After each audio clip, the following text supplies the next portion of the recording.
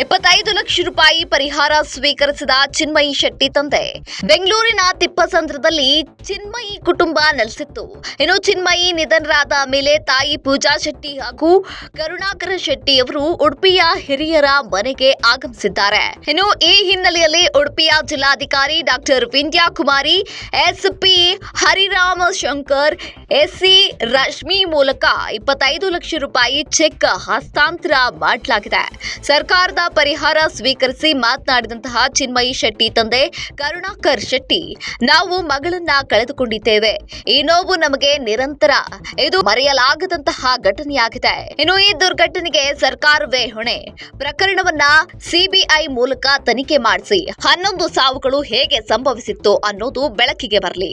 RCB ಕೇವಲ ಒಂದು franchise. ಎಷ್ಟೊಂದು ಸಂಭ್ರಮದ ಅಗತ್ಯ ಇತ್ತ? ಅದು ಕೂಡ ವಿಧಾನಸೌಧದ ಮುಂದೆ ಯಾಕೆ ಮಾಡಬೇಕಿತ್ತು? ಈ ಹಿಂದೆ ಚೆನ್ನೈ ಮುಂಬೈ ಗೆದ್ದಾಗ ಹೀಗೆ ಮಾಡಿರಲಿಲ್ಲ.